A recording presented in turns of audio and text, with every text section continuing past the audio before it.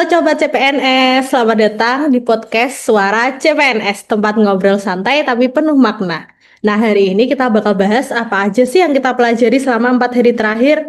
Nah, sebelum itu kita mau kenalan dulu nih. Ya, ada aku sendiri Ines dan ada teman saya, Mbak Isna. Halo. Nah, kita sebagai host pada sesi podcast kali ini ya.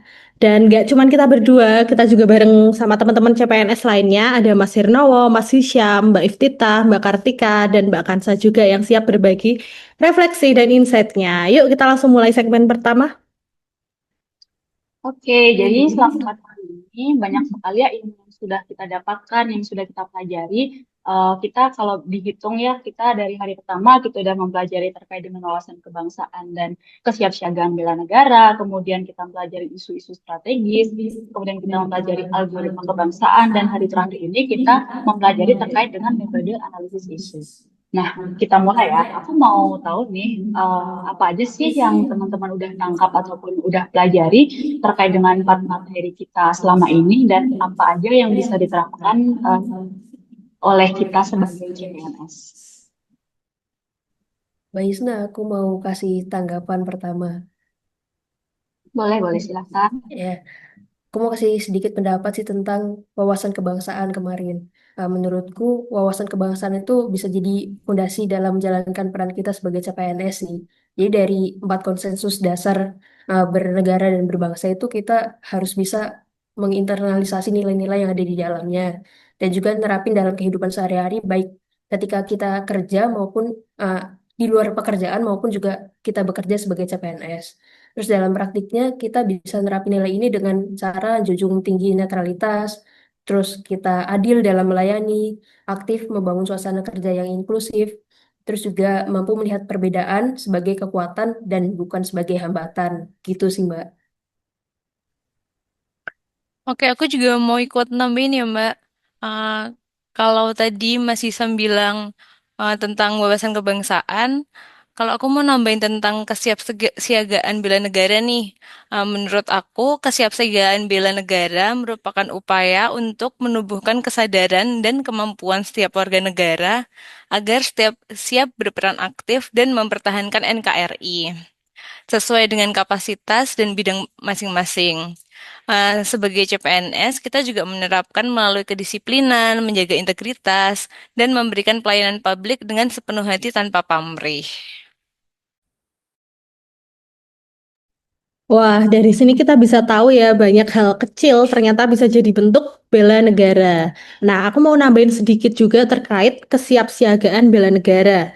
Nah, menolak gratifikasi, suap, ataupun segala bentuk pelanggaran etika dalam proses pengadaan barang atau jasa ternyata juga menjadi salah satu bentuk implementasi kesiapsiagaan bela negara yang bisa kita lakukan sebagai CPNS. Nah, kita sebagai CPNS harus transparan, akuntabel dalam proses teknis maupun administrasi. Nah, untuk materi selanjutnya ada yang mau nambahin nggak nih?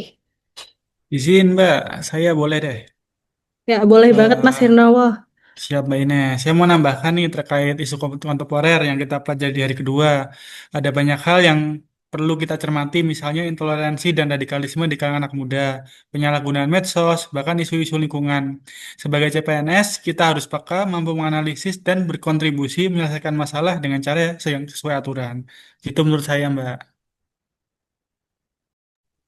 Setuju nih sama Mas Hernowo. Menurutku hal yang paling membekas selama paparan materi isu kontemporer adalah kesadaran bahwa ASN adalah representasi negara di mata masyarakat. Jadi, karena udah jadi perwajahan nih ya, setiap tindakan kita bisa mencerminkan kepercayaan publik terhadap negara. Maka penting bagi kita untuk terus menjaga sikap, tutur kata, dan kinerja.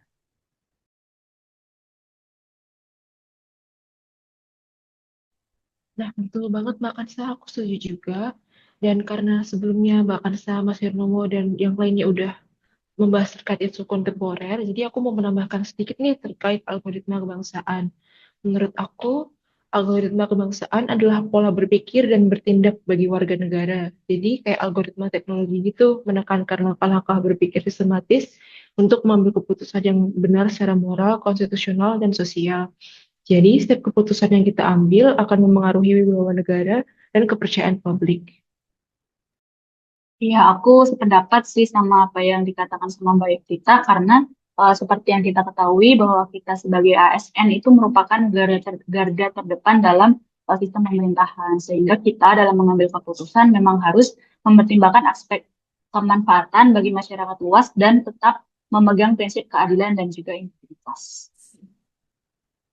Wah, menarik banget ya teman-teman. Tadi kita udah dengar berbagai pandangan tentang wawasan kebangsaan, bela negara, dan pentingnya pengambilan keputusan yang berlandaskan algoritma kebangsaan. Nah, semua itu memang sangat penting dan relevan dalam kehidupan kita sebagai CPNS. Terus sekali Mbak Ines. Nah, kali ini kita akan masuk ke segmen selanjutnya yaitu metode analisis isu. Di sini kita akan mencoba bahas salah satu contoh isu yang mungkin sering kita temui. Lalu nanti kita akan uraikan permasalahannya dengan menggunakan metode gap analysis, yaitu analisis yang terdiri dari kondisi aktual, gap, kondisi ideal, dan juga nanti terakhir ada gagasan penyelesaian. Nah, di sini ada nggak sih yang mau sharing pengalaman yang pernah ditemui atau pernah dibaca di berita terkait dengan misal mungkin pelayanan publik di Indonesia atau yang lainnya? Aku kali ya, Mbak Isna, aku mau coba spill deh beberapa ya. Oh iya, Mungkin boleh. Mungkin bukan pengalaman aku sendiri sih, cuman aku sempat baca di beberapa portal berita. Jadi yang aku baca itu adalah Dinas Kesehatan Provinsi Kalimantan Timur menyoroti kabar mengenai dugaan layanan yang kurang baik dari salah satu RSUD terhadap seorang pasien balita berusia 16 bulan yang sebelumnya menjalani 3 kali operasi akibat cairan di otaknya. Jadi kalau kita dengar itu merupakan sebuah kasus yang lumayan darurat gitu ya, emergensi gitu. Nah, dari berita ini kita bisa menarik kondisi aktualnya bahwa kurang sigapnya tenaga medis di rumah sakit ini dalam menangani pasien kritis, kurang responsifnya Dinkes dalam menangani pasien maupun aduan. Petugas RSUD meminta keluarga untuk menyelesaikan proses administrasi terlebih dahulu sebelum penanganan medis dilakukan. Jadi sangat berbelit-belit dan sangat membahayakan kondisi pasien yang saat itu sudah sangat emergensi. Nah, mungkin itu adalah kondisi aktual yang bisa aku sampaikan menurut berita yang aku baca sih, Mbak Isna. Wah, menarik sekali ya ini berita yang di-share sama Mbak Kansa. Nah, aku mau nambahin sedikit nih untuk analisis kondisi gap. Menurut aku yang itu prioritas pelayanan yang diberikan rumah sakit itu tidak sesuai urgensi medis. Karena SOP-nya itu tidak ditaati, kemudian minimnya komunikasi antara petugas IRS tersebut.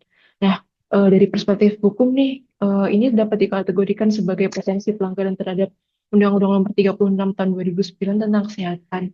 Khususnya pasal 29 yang mewajibkan tenaga kesehatan untuk mematuhi standar profesi dan standar prosedur operasional dalam memberikan pelayanan.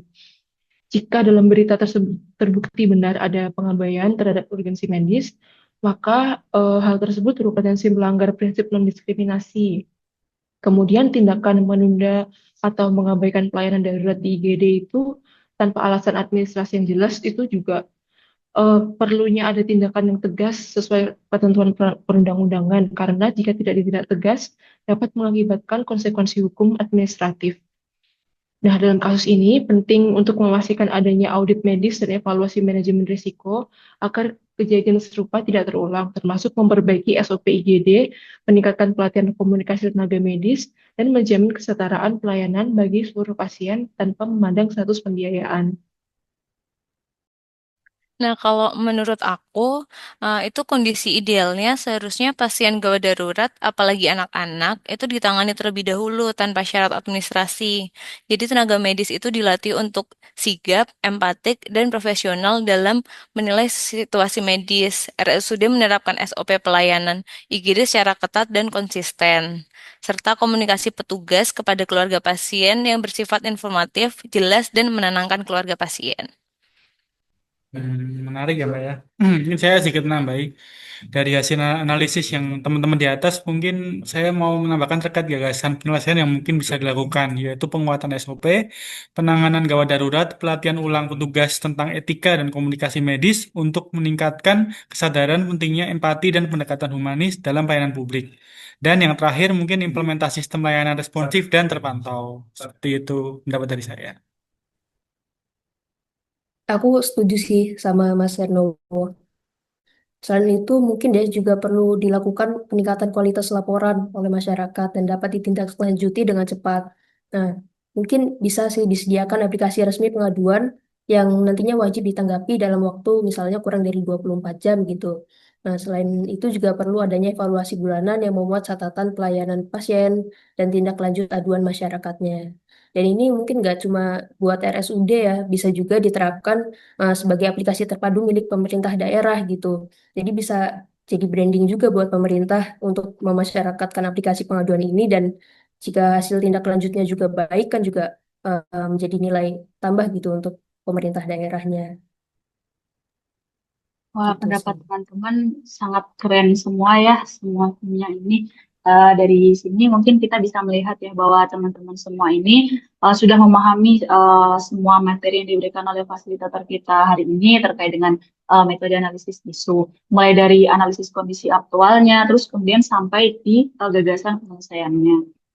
Diharapkan gagasan penyelesaian yang dibahas kali ini itu akan menjadi bahan evaluasi agar tayangan publik di Indonesia ini dapat dimaksimalkan kembali.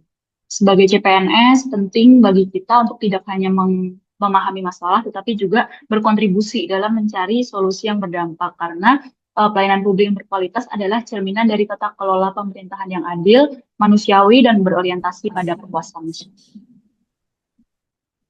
Nah, aku mau nambahin dikit mungkin ya terkait gagasan penyelesaian. Mungkin perlu juga adanya penerapan kebijakan, sanksi, dan apresiasi untuk meningkatkan kedisiplinan dan profesionalisme di tempat kerja juga. Baik, terima kasih semua pendapat dari teman-teman semua, mulai dari review materi hari pertama sampai dengan analisis isu untuk terkait dengan kasus yang di rumah sakit.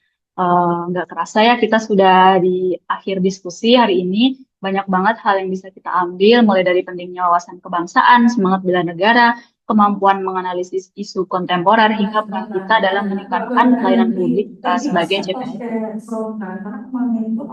Terima kasih juga untuk teman-teman semua. Sampai jumpa di episode selanjutnya. Tetap semangat, berintegritas, dan tetap cinta Indonesia. Salam CPNS. Merdeka! Merdeka. Ah. Nah.